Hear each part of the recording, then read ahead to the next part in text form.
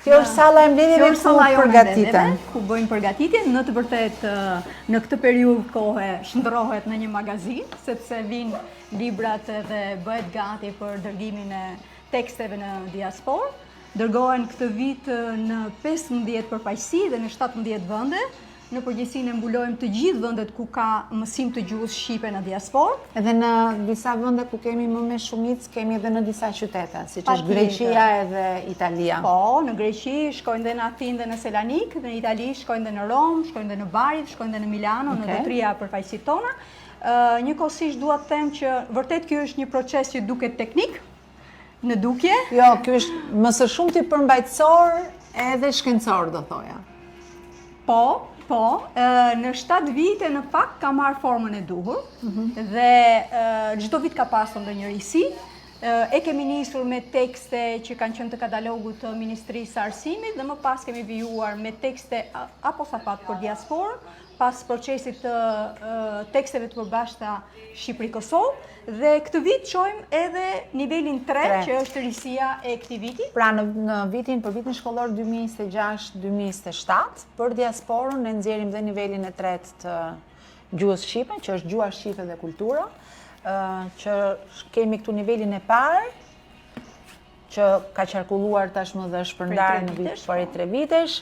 Kemi nivelin e dytë, që është gjuha shqipe, dhe duhet të theksojmë që të gjitha këto shpërndahen falas për fëmijët e diasporës dhe për mësuesit vullnetar, dhe nivelin e tretë. Ndërkohë, po, edhe theksojmë që jepet falas, më pëlqen që e keni vënë këtë pullon këtu që të jetë e qartë, mos ketë asnjë lloj keqkuptimi.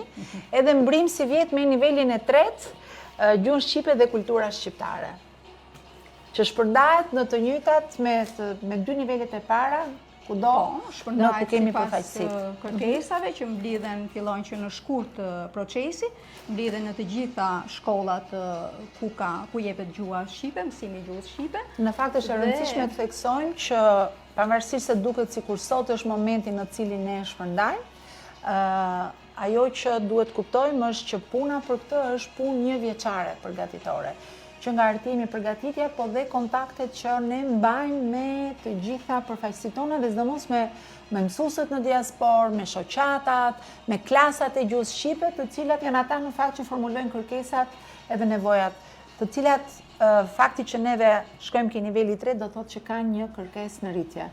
Po, nga viti në vit është vënë re që ndoshta kjo rëndon më tej për buxhetin e shtetit, por tregon që është ecur përpara dhe janë hapur shumë më tepër shkolla, ka më shumë kërkesa dhe natyrisht edhe tekstet janë mirëpritur në diasporë, sepse natyrisht përfshin tashmë nga klasa e parë deri në klasën e 9 dhe përfshin të gjithë, mbyllet cikli të gjithë niveleve të mësimit të gjuhës shqipe. Është shumë e rëndësishme të kuptojmë dhe të theksojmë që sigurisht është një angazhim që ne kemi bërë nga një summit në tjetër, një angazhim i qeverisë shqiptare për të marrë përsipër financimin, shpërndarjen në një bashkëpunim shumë të mirë midis Ministrisë së Arsimit, fal Qendrës së Botimeve Diasporës dhe Ministrisë Jashtme dhe gjithë përfaqësive tona. Gjëja tjetër që dua të theksoj është që përveç asaj grupit të parë të mësuesve të gjuhës shqipe në Greqi, të cilët marrin edhe një shpërblim nga qeveria shqiptare për ta vazhduar këtë punë, sepse më së shumti jemi mbështetur në angazhimin vullnetar ose të mësuesve ose të komuniteteve. Kemi një vullnet edhe nga Ministria e Jashtme dhe nga Ministria e Arsimit, pra nga qeveria shqiptare, për të arritur numrin e mësuesve edhe në Greqi, por për të shtuar dhe një kategori të këtyre mësuesve në Itali. Kështu që po punojmë për përgatitjen e buxhetit me qëllim që të kemi një numër më të madh mësuesësh që paguhen nga qeveria shqiptare për dhënë mësim të gjuhës dhe kulturës shqipe fëmijëve në diasporë. Aq më tepër që kemi hyrë tani në brezin e tretë të fëmijëve, pra fëmijë të lindur andej, që gjuhën e lojës, gjuhën e shkollës, gjuhën e komunikimit kanë gjuhën e vendit që i pret. Dhe prandaj edhe nisma e Qendrës së Botimeve të Diasporës për të bërë transformimin e kësaj qendre në një agjenci të dedikuar për gjuhën shqipe si gjuhë e dytë dhe cila duhet jetë certifikuar dhe të futet në kornizën europiane të gjuhëve, është një iniciativë mirë që do ketë sigurisht gjithë buxhetimin dhe financimin e nevojshëm, por duhet kalojmë nga ky stad në stadin e gjuhës shqipe si një gjuhë pune, si një gjuhë e mësuar, po dhe certifikuar, jo thjesht si gjuha që flasim me gjyshe në shtëpi. Kështu që kjo është sfida jonë e radhës. Pikërisht. Dhe prandaj ne do të kalojmë edhe te kurrikula e gjuhës shqipe si gjuhë e dytë. Okej. Edhe do të jetë puna e parë që do të bëjë agjencia, natyrisht edhe përmirësimi i kurrikulës mësimit plotësues, gjuhës shqipe si mësim plotësues, që ka qenë kurrikula e deri tanishme e miratuar. Ndërkohë që ne kemi vënë re dhe nga këto 7 vite kemi kuptuar që tekstet dëgjuese janë më së të mirëpritura në diasporë dhe natyrisht këtë vit bëjmë gati dhe metodën Tungjatjeta që do të shkojë në 8 gjuhë mësimi i teksti i mësimit të gjuhës shqipe krahas së gjuhës së huaj, pra një metodë dëgjuese. Pra që jemi gati në përgatitje dhe besoj që e mbyllim për këtë vit. Në një mënyrë janë edhe tekste tjera, si thua jashtë kurrikulës. Jashtë kurrikulës, programi dëgjues është program i miratuar për qendrën e botimeve për diasporën dhe në këtë program të miratuar ne përgatisim tekste plotësuese, pra që i vinë në ndihmë mësimdhënies atje, duke filluar nga prallat klasike, që janë 27 pralla. Kjo ka qenë puna e parë, pastaj Kuteli, po, në 5 gjuhë. Kuteli në 5 gjuhë dhe është tërhequr masivisht në fakt. Sidomos për ata fëmijë që tashmë janë në një moshë pak më të rritur, sepse gjuha, siç e dim, është shumë e pasur dhe natyrisht kërkon më përgatitje. Në fakt ky është një lexim i mirë jo vetëm për fëmijët, por është një lexim i mirë edhe për prindrit. Natyrisht. E fëmijëve në diasporë, se Mitrush Kuteli mbetet një gur themeli i gjuhës shqipre, edhe jo vetëm për bashkëdhetarët tanë që jetojnë jashtë, po unë mendoj që është një lexim që duhet ta bëjmë të gjithë, edhe ne që jemi këtu në Shqipëri, edhe që kujtojmë se gjuhën shqipe zotrojmë mirë, në fakt metodat e të shkruarit, komunikimi online është një nga sfidat e mëdha, kështu që Mitrush Kuteli mirë është si një lloj bible e gjuhës shqipe duhet jetë. Ka qenë dhe libri i cili ka lidhur më shumë fëmijët tanë me fëmijët atje të huaj, sepse është i vetmi libër të cilin duke qenë në 2 gjuhë, edhe bashkëmoshaqtarët e huaj në një klasë e lexojnë dhe njohin pak a shumë edhe eposin ton, edhe prallat tona, traditën ton, edhe tregimet e mosshme të Kutelit është përfaqësimi më i mirë që mund t'i bëjmë vetë. Edhe kjo seria është shumë e bukur, sepse është tamam gjuhë dhe kulturë. Gjëja tjetër e mirë që ka bërë qendra është edhe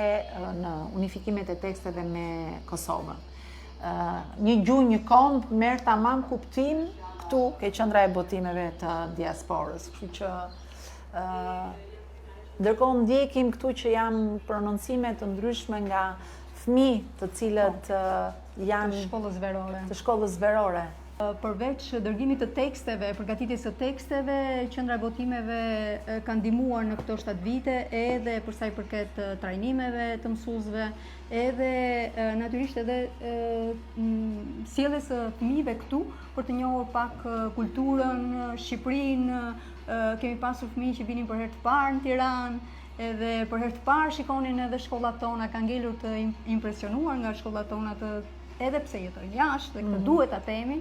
Dhe ne kemi mirëpritur fëmijët nga Greqia, nga Italia, nga Zvicra. Praktikisht ato pikëzimet ishin të gjitha. Aty mund të hapet, ne kemi një hartë të tërë ku i kemi evidentuar ku janë shkollat në të gjithë botën, me adresa të sakta dhe ato natyrisht bëjmë një promocion shumë të mirë para fillimit të vitit shkollor me qëllim që të regjistrohen në shkollat dhe të gjejnë se ku janë pikat ku mund të shkojnë të regjistrohen në vende të ndryshme. Kjo është pak a shumë e paraqitur puna e 7 viteve, e cila siç shihet nuk është thjesht botimet dhe përgatitjet e teksteve. Natyrisht ky është një proces shumë i rëndësishëm për ne në këtë kohë, por ndërkohë janë bërë shumë aktivitete të tjera. Ndërkohë përgatiteni dhe si vjet gjithsesi prap zhvillohet seminari i gjuhës shqipe. Po, 28 deri me datë 31 gusht në Brezovic të Kosovës fillon dhe seminari i përbashkët të Shqipërisë dhe Kosovës në vitin e 19.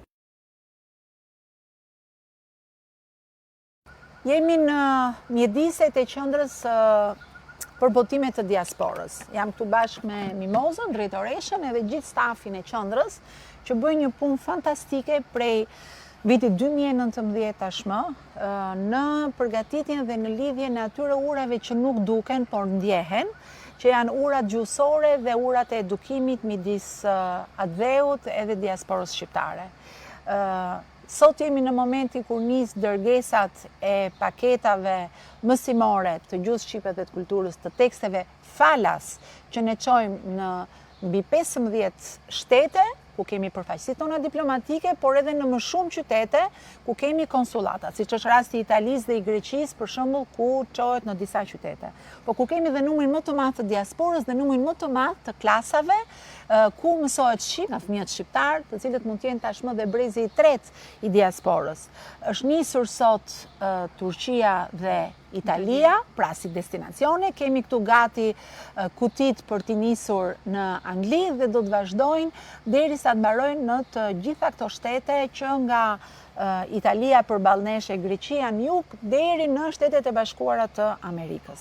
Janë mbi 5800 paketa mësimore. E reja këtë vit është që kemi edhe nivelin e tretë të gjuhës shqipe dhe të kulturës shqiptare, plus dhe shumë tekste tjera jashtëkollore, siç edhe i treguam, që nisen në përdorim, në lexim, në mësim të fëmijëve shqiptar kudo. Është gjithi operacioni financuar nga qeveria shqiptare, ashtu si kur është i financuar nga qeveria shqiptare edhe pagesa shpërblimet për rreth 50 mësues të gjuhës shqipe në Greqi, dhe ne po përgatisim buxhetin që ta shtojmë numrin e këtyre mësuesve të cilët marrin një shpërblim, duke shtrirë atë edhe në Itali, ku kemi kolegë të shkëlqyer të cilët e kanë bërë këtë punë me pasion, e kanë bërë me vullnetarizëm, por që me shumë të drejtë duhet t'i mbështesim në vijimëri.